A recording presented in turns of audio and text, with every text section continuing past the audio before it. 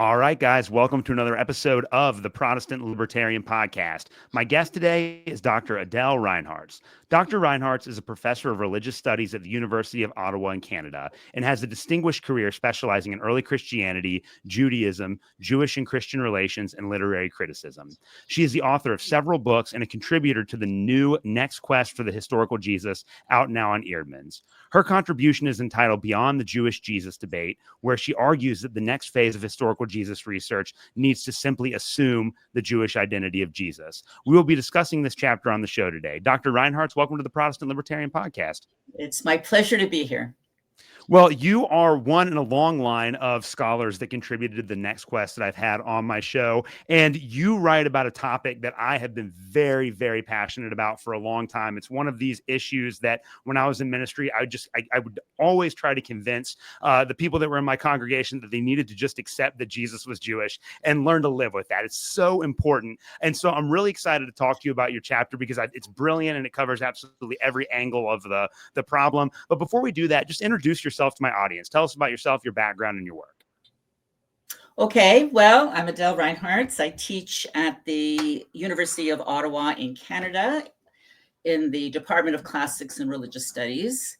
My BA and MA were in Jewish Studies, and then for my doctorate, I switched over to New Testament on the assumption, the correct assumption, that having a strong background in early Jewish texts and history and so on would be helpful in my scholarship on New Testament, and also helpful to my students as if I was so lucky to get a professorship in teaching New Testament, which I was, and so that's a bit about my background. I've worked primarily on the Gospel of John for the last many years, but also in all areas of New Testament, especially in its relationship to the Judaism of the time.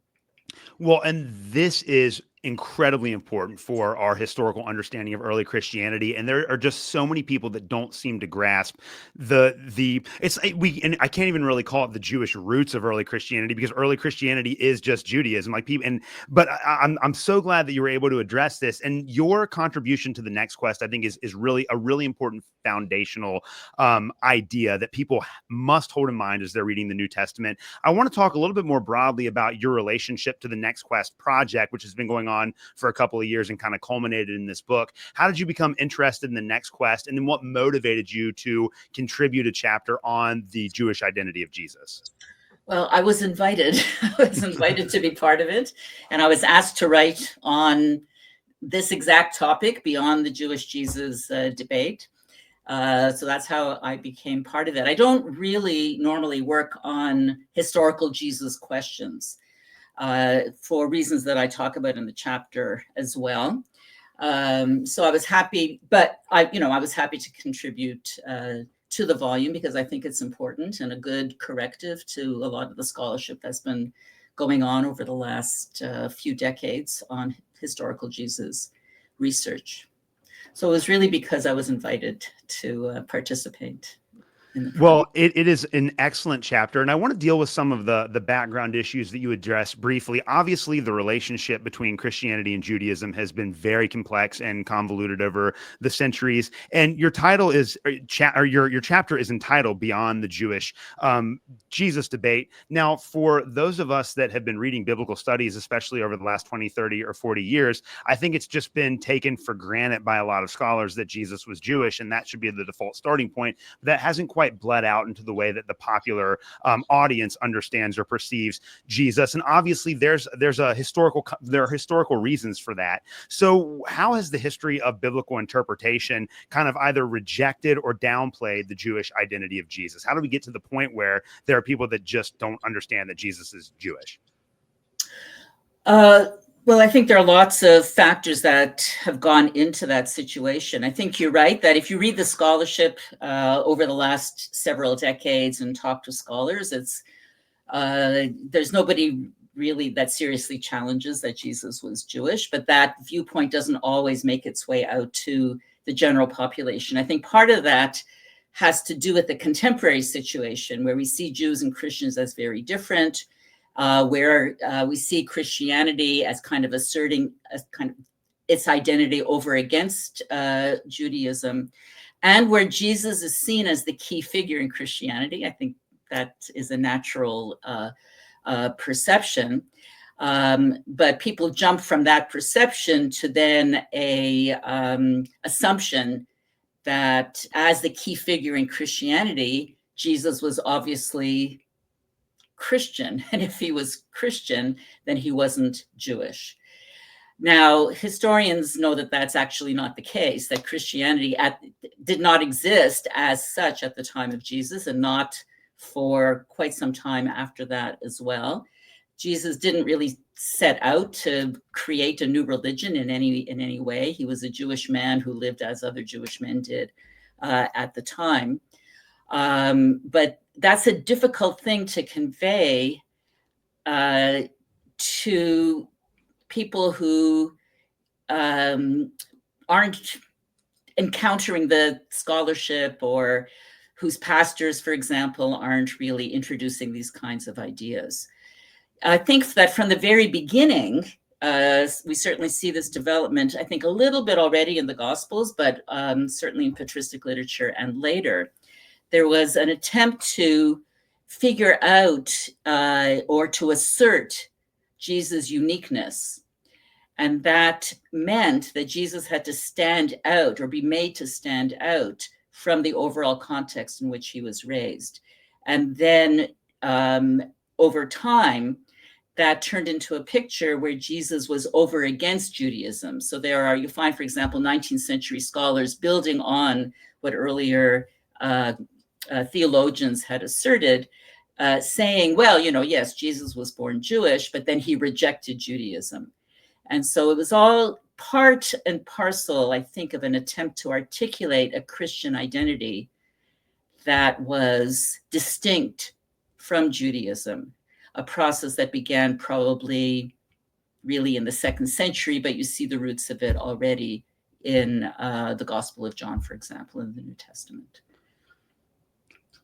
Yeah, so we have this very interesting dynamic where during the Enlightenment, there was kind of this reawakening of the realization that people around the world had these different cultural contexts, and we had to try to analyze them within their own historical context. But it really took New Testament scholarship until about the 1970s to just fully accept the Jewish identity of Jesus. And I know that when I was going through Bible college in the early 2000s, this was at the height of the popularity of like the new perspective on Paul. And there are definitely problematic ways in which scholars like James Dunn and E.P. Sanders and N.T. Wright think about the Jewishness of Jesus. But one of the points that those scholars made was that the reason why it took so long, or one of the major reasons why it took so long for us to reckon with Jesus's Jewish identity, has to go back to the Protestant Reformation itself. And it seems that reformers like Martin Luther and John Calvin simply assumed that the problems that they were experiencing with the late medieval Catholic Church were the problems that were inherent in their reading of first century Judaism. They kind of projected their experience of late medieval Catholicism back into first century Judaism.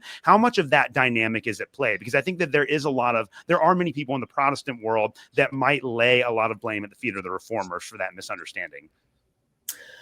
Well, I don't know that I can really speak to that. I'm not a specialist in that period, or in the period of the Reformation. I think it's still the case that there are Protestant scholars who conflate Catholicism with traditional Judaism, and assume that Judaism in the 1st century worked the same way as Catholicism does today. I think there are still scholars who make that assumption. But, I can't really speak to the details of how it was that this perception of Jesus' non-Jewishness, let's say, came to be so prominent, because it doesn't begin with Luther. It begins earlier than that. It could be that he was using earlier traditions or earlier attitudes that already existed in order to develop those sorts of ideas. But I think you'd be better off asking a scholar of theologian who's familiar with all of the ins and outs of the Reformation. Yeah, well, I appreciate that answer, and it is a very, very complex historical story about how we got here. I do know that in the chapter of your book, you kind of lay out three different approaches that the next quest has to take with respects to the Jewishness of Jesus. And one of the statements that you make is that we just have to take it for granted that Yeah. Jesus was a Jew. And I actually really like the way that James Crossley puts it in his opening chapter, where he just says Jesus was Jewish, full stop. That's the end of the story, and we just have to accept that. And so I want to go over kind of these three approaches, and then maybe some of the sub issues that are related to them. The first one has to do with the matrilineal descent of Jesus. Now, this is something that I don't think that a lot of people within traditional Christian circles have placed a lot of emphasis on, because they're more concerned about these Christological issues about the relationship between Jesus and the Father and things like that. But what does it mean for the significance of Jewish's identity that he was born from Mary? What does that tell us about his Jewish identity? Well, according to Jewish law, which changed over time, but I think this was true in the first century. According to Jewish law, genealogically speaking, anybody whose mother was Jewish is Jewish. It doesn't matter what the identity of the father was, ethnically speaking, but anybody born of a Jewish mother is Jewish. But I would say that that's only one factor, and it's not necessarily the main factor either. I think the main factor really is that when the only historical sources that we have for Jesus' life are the Gospels, and even they are highly problematic if we want to use them as historical sources, but they are unanimous in portraying Jesus as doing Jewish things. He observes the Sabbath, he observes festivals, talks about dietary laws, and there's no contrary image of him other than as somebody who really lives a Jewish life the way that other people lived a Jewish life. And it's really for that reason that we need to take his Jewishness as the default. That's just the starting point. That's simply not up for debate in any way. The matrilineal descent seals that. I mean, whatever people might think about Jesus, who his father was, and of course there would be different views on that. There's no dispute that someone named Mary, who was somebody, a Jewish young woman who lived in the Galilee, there's nobody disputes that she was Jewish. And so, if we want to go with we can use matrilineal descent also as a criterion. Yeah, I think that that's a really, really important consideration that people need to make. And you did highlight in your answer that the Gospels are problematic from a certain perspective, because one of the emphases of the next quest, and this has been true, I think, even with, the so-called third questers, is that we have to understand that the Gospels are a part of the reception history of Jesus as well. So the Gospels aren't kind of these uninterpreted, unmediated windows into what the historical Jesus was doing. They reflect the biases and the beliefs and the traditions of the people that constructed them and the way that they understood the traditions that are contained in them. And we have to just understand that that's a part of the historical reality here. So there might be someone that would say, well, even for somebody like, maybe, and I know that all of these questions are up for debate, but let's say that someone like Luke is writing for a primarily Gentile audience. What can the Gospels reveal to us about the Jewishness of Jesus, given the fact that they've been influenced, at least in part, by the traditions of the later church? Yeah, that's a very good question. But again, they're unanimous in their portrayal of Jesus as doing Jewish things. And Luke, more than some of the others, even though, we can debate who Luke's audience was, we don't actually know. But Luke, Luke is the only gospel that tells us that Jesus was circumcised. Well, certainly he was circumcised, because that was, it's not just a part of Jewish law, it's part of practice, still today for most Jewish families. And it certainly was in Luke's time and in Jesus' time as well. He also tells us about Jesus going up to the temple with his parents, with Mary and Joseph, at around the age of 12, which may or may not have been a kind of, anachronistically might call it a bar mitzvah. We don't really know. But there was a relation to the rituals having to do with the temple, including sacrifices after the birth of a child and so on. So it's actually interesting that Luke, provides us or includes those details in his story of Jesus' young life when the other Gospels don't. Now, we don't really know any of this. I think I mentioned in the article that there are very few things that we know for sure and that we can take as a baseline. One is that Jesus did exist as a historical being. I sometimes get asked this, did Jesus really exist, or how can we prove that Jesus really existed? Well, I don't know how we can prove it, but I think the onus really is on those who want to disprove it. I think we just accept that he was a historical individual. The other thing that we can accept is that he was baptized by John the Baptist. And that's because the Gospels are uncomfortable with it, with that. And the last thing we might say is that he was crucified. These are, baptism and crucifixion, these are not elements that somebody would have made up, that the tradition would have created, because they had to be explained or explained away. So if we take those as baseline, the next important thing would be his Jewishness. There is nothing, we might not know the specifics of it, but everything that is recounted about Jesus fits into what we know about first century Jewish life from other sources. So, we don't know in terms of, did he really say this when the Pharisees asked him that? Or did he really, heal people on the Sabbath and then justify it by saying that his Father is working and he is working, as the Gospel of John says? Did those things really happen? I have no idea. But they're all within the realm of Sabbath observance, of holiday observance, of pilgrimage to Jerusalem, things that were standard for Jews in the first century. And you also have this really weird dynamic within New Testament scholarship. And a lot of this starts in the 1970s when biblical scholars realized that they had to at least set Jesus against his Jewish background, where New Testament scholars would make attempts to kind of like grade Jesus's Jewishness, Right. like how Jewish is Jesus actually. And so I think like the two greatest examples of that, at least from the scholars that I've read, is, John Meyer has an entire series called Jesus, the Marginal Jew. And then N.T. Wright was very fond of saying that Jesus was very, very Jewish. So just talk to us about that dynamic in New Testament scholarship, like why the grading of Jesus's Jewishness, and how do we get past that in the future? Okay, well, I would say two things about that. One is that the grading of Jesus' Jewishness is an offshoot of the claim that Jesus has to be unique.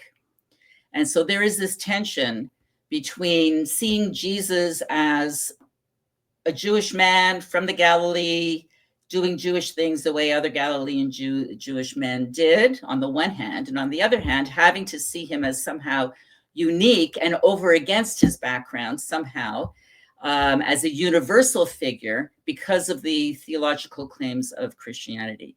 So the attempt to grade Jesus' Jewishness is part of that conversation. But the other point is that many of these scholars don't know as much about Judaism as they should.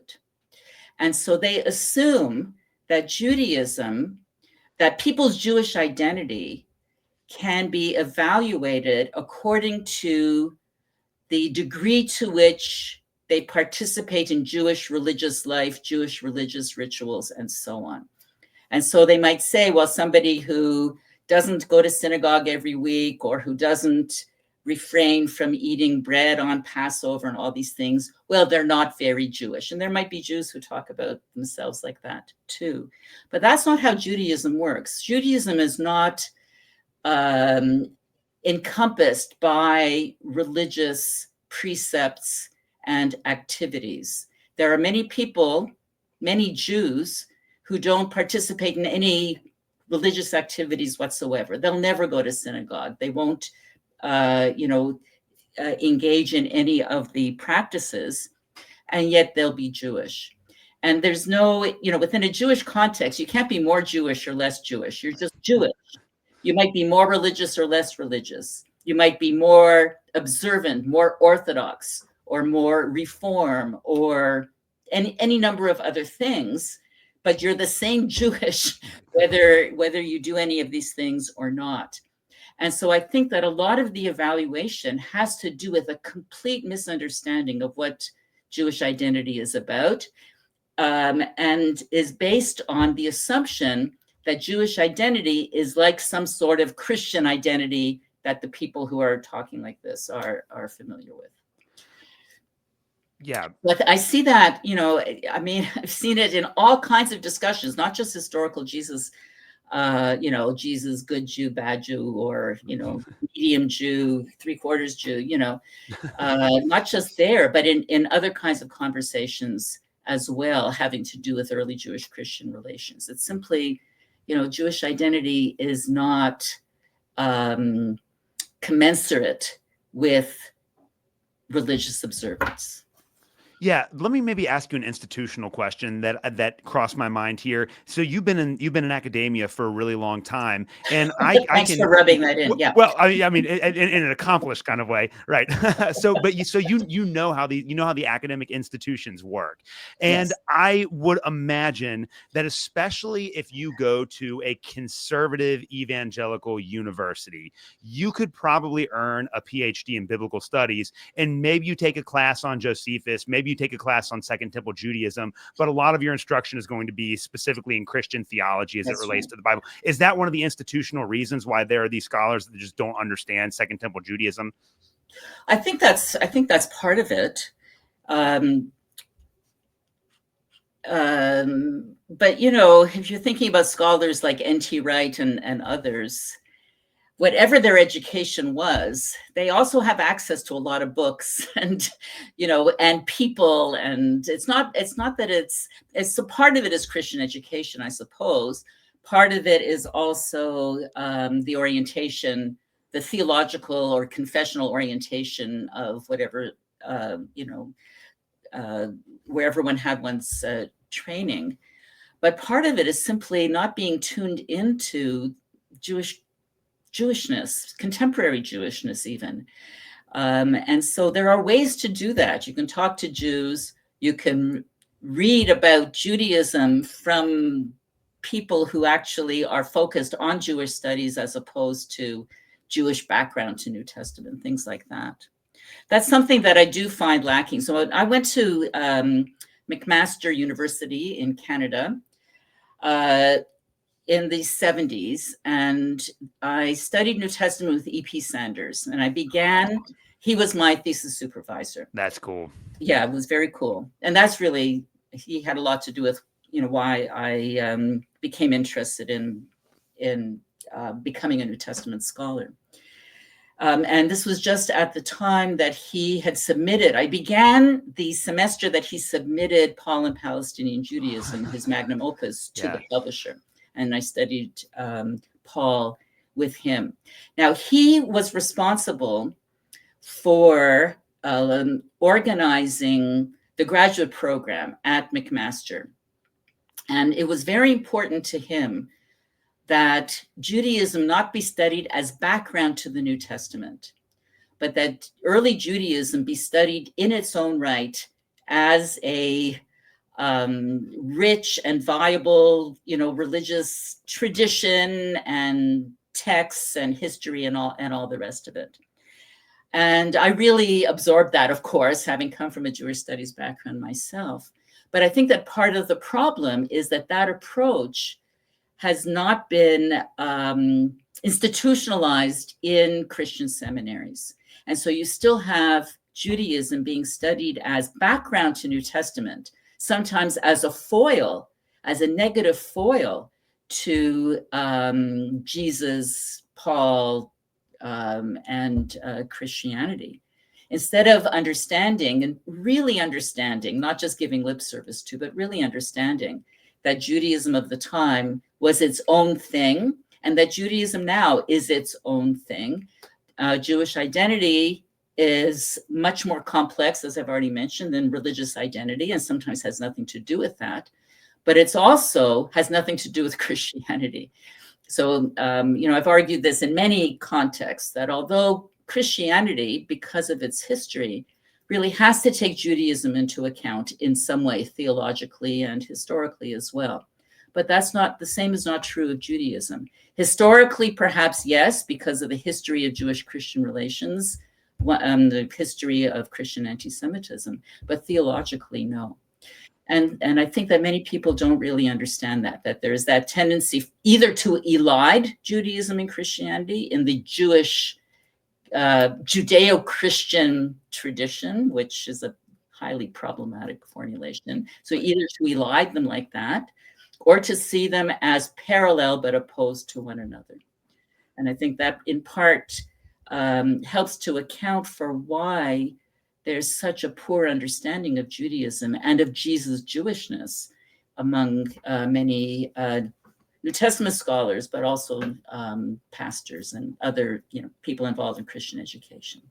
Yeah, and this can be really hard to grasp for a lot of people. Like I was raised in the Lutheran Church, and the next question I want to ask you is kind of directly related to that, because I know that there was this sense in which when we read the Gospels, Jesus is always in conflict with the Jewish leaders of his time, whether it's the Pharisees or the Sadducees, and it's over issues of the law and practice and things like that. And so the way that a lot of Christians, especially in the Lutheran tradition, have tended to read those passages in the gospel is that Jesus is in opposition to Judaism. There's some defect within Judaism to which Jesus is responding. But I think you argue very eloquently in this chapter, I think it's just historical truth, that this isn't about Jesus being anti-Jewish. This is just showing the distinctives of Jesus as an individual. So maybe walk my audience through that. How does that all work? Okay, well, we have to understand, first of all, that there's no one single type of Judaism ever.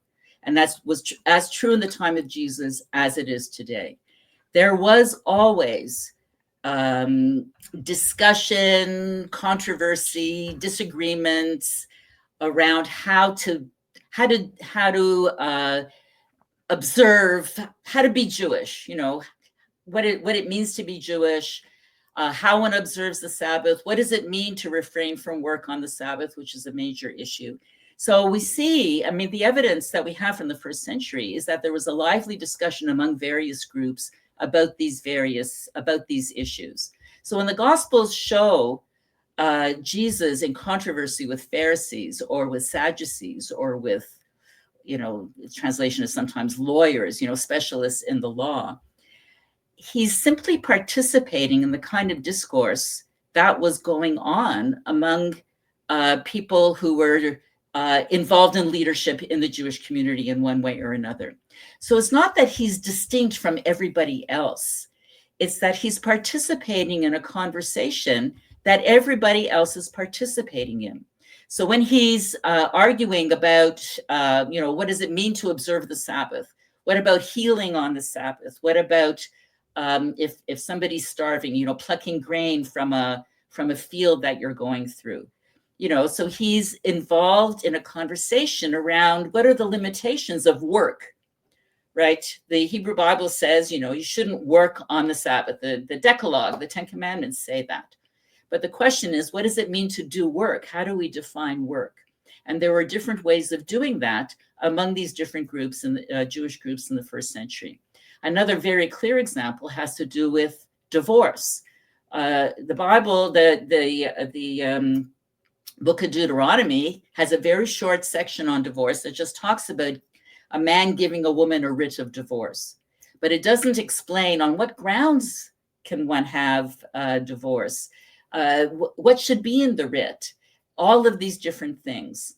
And there was a controversy, a well-documented controversy in Jewish literature of the time around the conditions for divorce. And Jesus' views on divorce line up with other people's, not everybody's, but with one of the factions in that argument. So we have to understand that all of these issues, it's not that Jesus was saying, don't observe the Sabbath, don't observe the pilgrimage festivals, don't observe the law, the dietary laws. He wasn't saying those things at all, but he was participating in a conversation, in a discussion, sometimes heated discussion, that others were engaging in as well around how one does those things.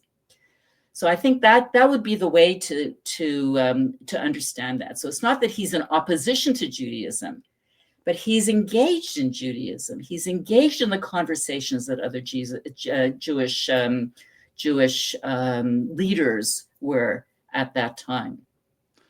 Yeah, well, and it's kind of funny to make a historical analogy here that modern Christians, like, man, especially online, modern Christians just argue with each other about everything all the time. Right. And the assumption is that, like, if you disagree with somebody on a particular issue, it's not that, like, you're somehow, I mean, I guess there are some people that think that they're a better Christian than someone they disagree with or whatever. But, like, the assumption is not that if you disagree with someone, they're not a Christian, or that you're somehow rejecting Christianity. We're debating these really complex issues, and Jesus is just doing the same thing. That's exactly right. And we do that within all of our communities, whether they're religious communities or, like in a university department debating on, what should be the shape of the undergraduate program or the graduate program. There are different opinions. I mean, that's just how we engage with one another in community, especially when there's a striving for some sort of consensus around belief or practice of various sorts. Yeah, and I had Helen Bond on a couple of weeks ago to talk about her chapter on the Gospels as biography, and which was brilliant. I absolutely love that way of looking at the Gospels. But it's just kind of harmonizing what she says about the nature of the Gospels as a form of ancient Greek biography, and what you're saying here about Jesus's engagement with the Pharisees. You would say that the Gospel writers, even as biographers, given the reception history challenges and everything that we have taken into consideration, the Gospel writers as biographers just assume, all of them do, that Jesus was a Jew and that all of these controversies are taking place within a Jewish context, right? Yes, absolutely. Even the most vicious ones, like in Matthew 23, when Jesus is criticizing the Pharisees, even those are inner Jewish, conflicts and debates. And we find evidence of those similar sorts of things in Josephus, in the Dead Sea Scrolls, and other literature that we know from that same era. Yeah, I want to ask you about Paul and the Gentile mission, and knowing that you trained under E.P. Sanders, I think you're primed to answer this question here. But there are many people that would say, okay, yes, we'll situate Jesus within his Jewish context, but certainly Paul is responsible for what has been called the parting of the ways between Judaism and Christianity. And of course, Pauline scholarship has done a lot to try to disrupt that thesis of Pauline interpretation. So where does Paul and the wider Gentile mission fit into this dynamic? And then what does that tell us about the inherent Jewishness of Jesus? Well, I'm not sure it tells us anything about the inherent Jewishness of Jesus. I think Paul was engaged in something quite different than what we associate with Jesus according to the Gospels. Now, first of all, there is a very strong tendency, not universally accepted, but very vocal anyway, to situate Paul very firmly within Judaism. There is this slogan now, Paul within Judaism. And the proponents of that view, which I find quite compelling, argue that what Paul is doing is finding a way for Gentiles to enter into a Jewish covenantal relationship with God. And that the reason that he doesn't want them to be circumcised and doesn't really want them to observe the law, the dietary laws and so on, is because he had an apocalyptic mindset. Christ was going to return any minute now. There was no need to change anything about the present moment. So that is not exactly what I learned under E.P. Sanders in the 70s, but that is a perspective that I think has been very helpful as a corrective to the view that Paul was a convert, or that Paul rejected Judaism, or that Paul kind of demonized Judaism or saw it as dead and no longer viable, which was then picked up by Luther and others as a perspective on Judaism. But Paul doesn't really relate to the historical Jesus, and it's an interesting question as to what he actually knows. And he doesn't know very much. He knows that that Jesus was crucified. He knows that he had a teaching about divorce, but he doesn't know that much else, or at least his letters don't give any other information. I think that Paul presumes the Jewishness of Jesus, but doesn't really focus on it. And why should he? I don't think it was something that he questioned. But he also, I don't think, gives us information about it. Yeah. I've been doing some research on First Thessalonians over the last couple of weeks, and it's really frustrating that in several places in Paul's letter, he tells his audience, "Hey, remember when I was with you and I gave you all these traditions? Right. You need to continue to believe in those." But he never actually outlines what those traditions right. are. I mean, my theory about this, and you can tell me if you think that I'm wrong, but my theory is that at least some of the oral traditions that made their way into the Gospels had to be a part of what Paul was communicating to his audience. And if those oral traditions reflected Jesus's Jewish identity, then that makes it, I think, even more likely that Paul would have just, again, like the writers of the Gospels, assumed Jesus's Jewishness, and that's the end of the story. Yeah, I don't know how we would know that. Yeah. I mean, whether Paul knew other things or not, I just don't think we can say. I mean, it's very clear that in 1 Corinthians, when the Corinthians are asking Paul all these questions, what about this? What about that? And he responds, should somebody who's a follower of Christ divorce their pagan spouse, or, so he's got all kinds of answers to these questions. But the only one that he says, not I, but this is from the Lord, is the one about divorce. We don't know what else he knew or whatever else he passed along. But I think we can safely assume that he just took it for granted that Jesus was Jewish. We don't need Paul to confirm that. There is no way really to confirm that. So, but it seems logical because Paul is also writing at a time when Christianity isn't a thing yet. There's a Jesus movement. There's the Jerusalem church that is, that he's kind of that is irritated with him, and he's irritated with them, according to Galatians. So there are, and he's doing something with the Gentile mission and so on. But you don't have a religion called Christianity. And to suggest that Paul is responsible for the parting of the ways, I just don't know how we can historically support that. The whole question of when the ways parted, how they parted, why they parted, is very much up in the air, up for grabs right now. And I think the only thing we might really say is that it was a process that would have taken place over quite a long period of time and would have had a different set of circumstances in different places throughout the Roman Empire. Now, it could be that the Pauline letters provided some ammunition or some proof text or whatever for those that were interested in promoting a separation between Jews and Christians, or Jews and Christ followers. But we shouldn't tie the parting of the ways so closely to Paul. I don't think.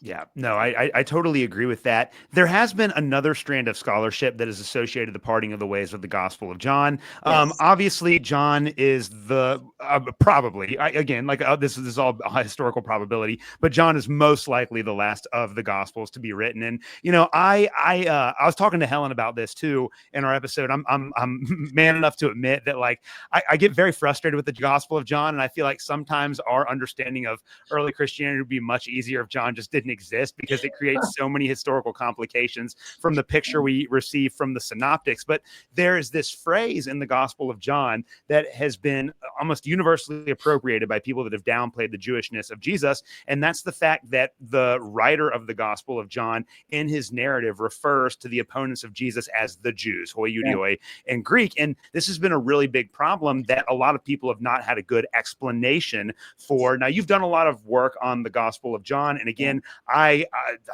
there's just a million historical questions I have about why it is the way that it is and why it has to be so much different. But talk to us about that phrase, the Jews in John. What is he getting at there? And how is this not at least by the narrator of John, a rejection of Jesus and his relationship to Judaism? Okay, well, again, we need to start with the portrayal of Jesus. The Gospel of John portrays Jesus engaging in a lot of Jewish things, even more so than than the synoptics, I would say. He has Jesus go on pilgrimage to Jerusalem for the pilgrimage festivals. There are 3 pilgrimage festivals mandated by in the Torah, in the Pentateuch, and the Gospel of John. The narrative is punctuated by Jesus going up to Jerusalem for the festivals. There's a reference in the story of the wedding at Cana to Jewish rites of purification. It's one of the earliest references that we have to that particular ritual, and there's no problem with that whatsoever. Jesus does not reject his Jewish identity. But what the Gospel of John has done is redefine Jewish, not Jewishness, but the label Jew, Judaioi, the Greek term, as by and large as the enemies of Jesus. That means as Jews who don't believe that Jesus is the Messiah. That's what the Gospel of John has done. And at the same time, it doesn't it doesn't find Jesus' portrayal as doing Jewish things as problematic. Now, the usage of the term Judaio is very interesting. It's used sometimes in a neutral way to refer to Jewish rituals, for the Jewish rites of purification, for example, or the Jewish festival of Passover, and sometimes referring to groups of Jews that were kind of interested in Jesus. It's also used negatively to in some of the discourses where Jesus is criticizing the Judaioi for not believing in him and not believing that he's the fulfillment of Scripture. It never uses the term Judaios for the disciples, and it uses it only once for Jesus, and that's in the mouth of the Samaritan woman. So the Samaritan woman in chapter 4 says to Jesus, how is it that you, a Judaios, is asking me, a Samaritan woman, for water? Now, it's interesting that Jesus, in that story, he doesn't really respond to that. He doesn't say he's a Judaios, and he doesn't say he's not. But what he does is he goes and he redefines, tries to bring her to an understanding that he's the Messiah.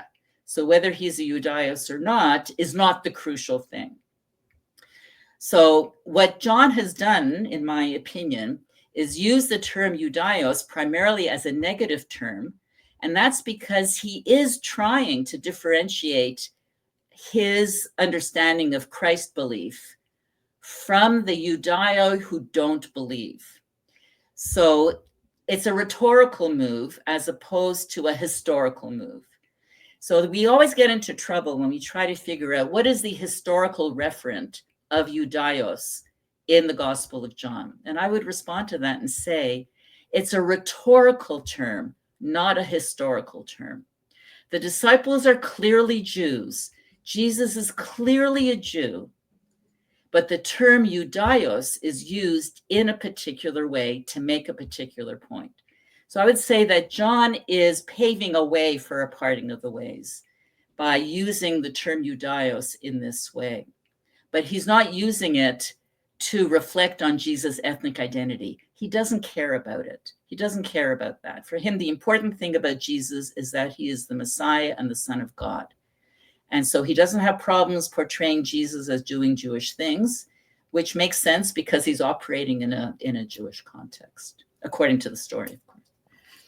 Yeah, that makes a lot of sense. Well, I want to circle back for my last question about the Gospels in particular. I want to circle back to the Synoptic Gospels because you had this really interesting section in your chapter that I'd never considered before, where you make the case that because the Gospel writers just assumed the Jewish identity of Jesus, the crucifixion narratives had to be crafted in a way that led to his death. That there's a relationship between the crucifixion narratives and Jesus's Jewish identity. Just explain that to my audience for me. Okay, well, it's really just a kind of a simple narrative point that Jesus is portrayed as a Jewish man from Galilee who mostly, in the synoptics, almost entirely, was active in the Galilee. He wandered around from place to place. He did his healings. He did his, uttered his parables.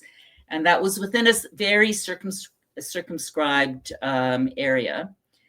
And then, however, he is crucified at the Passover by a Roman governor. And so you have to connect those two ideas. And so the Gospels have to account for the fact that a man from the Galilee, a Jewish guy from the Galilee, somehow ends up being crucified in Jerusalem at the Passover by the Roman governor.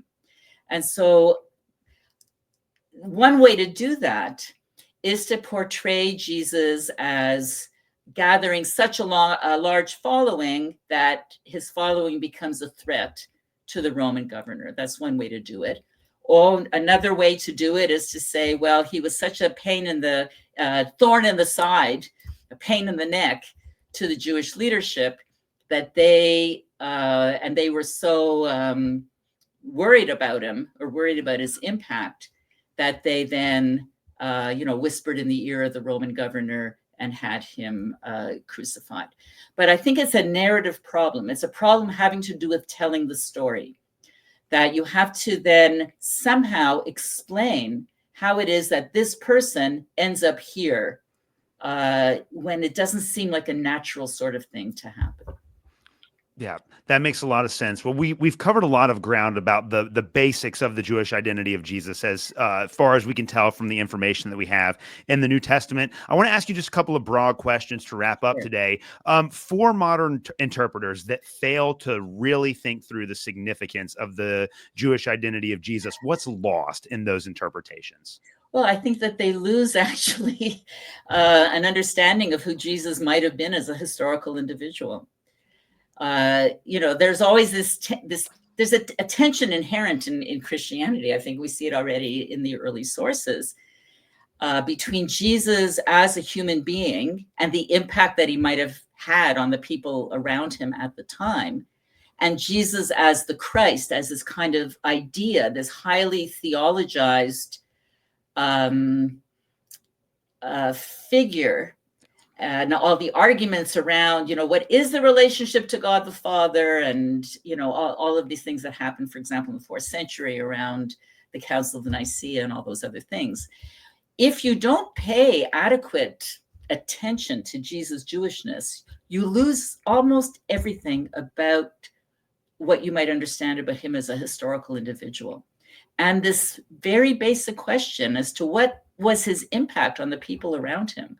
And why was it that some people actually, at least the disciples, were so devoted to him that even when he died, which should have kind of invalidated all of their ideas about him, they went on to basically, lay the groundwork for what became Christianity? That's a very important question.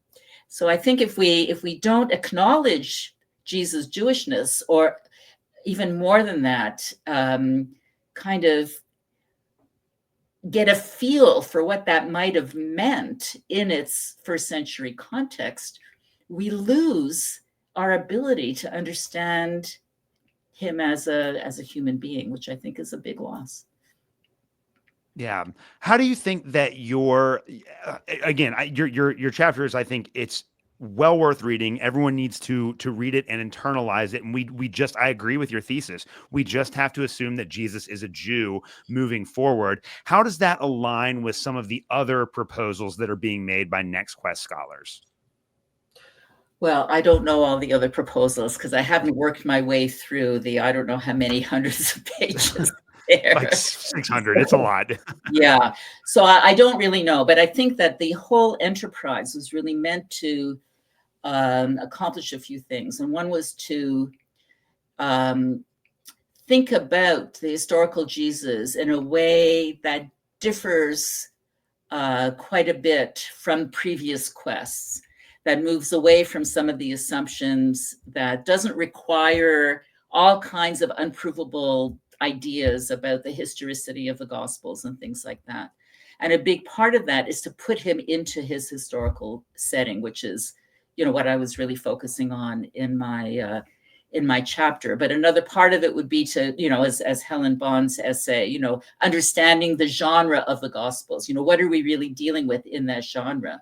And how can we then assess or begin to, think about their representations of Jesus, as reception history and putting together whatever it is that they heard and that they thought about.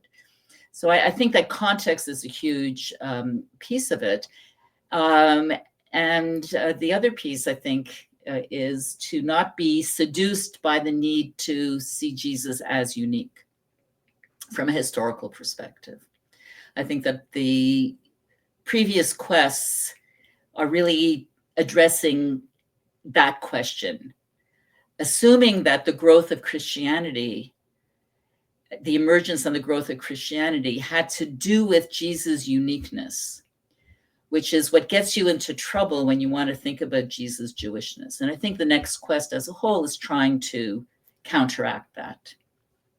Yeah. Now, the last question I want to ask you, and I know that it is impossible to predict the future, but I want to ask you about kind of the direction of biblical scholarship. And a lot has changed even over the last 20 and 30 years. And I couldn't imagine taking someone like Rudolf Bultmann or Ernst Käsemann and dropping them off in 2015 or 2016. I think that they wouldn't, I don't even know if they'd be able to comprehend the direction that biblical scholarship went in. So it's very difficult to plot this. But considering that there does seem to be, I would say in Pauline studies, it has to do a lot with kind of the contextual social scientific approach to Paul's letters and trying to situate him in the Greco-Roman world. And then you have the next quest proposals within Jesus studies. It does seem like there's a lot of momentum and change happening in the field right now. So in 20, 30, 40 years, where do you see the field of biblical scholarship? Well, I mean, the way I see the field of biblical scholarship now is maybe more fragmented than what you are describing. And right now, I think we're seeing two kind of very general trends. One is represented by the next quest, a kind of real attempt to rethink the relationship between early Judaism and early Christianity, a real attempt to understand the Jesus movement as a Jewish movement, and then to understand the historical processes that led to Christianity becoming its own thing. That's one trend. But we also see a lot of a kind of retrenchment of what I would consider theologically driven historical work. That is, scholars whose stated aims are historical, but whose historical conclusions seem, at least to somebody like me, theologically shaped.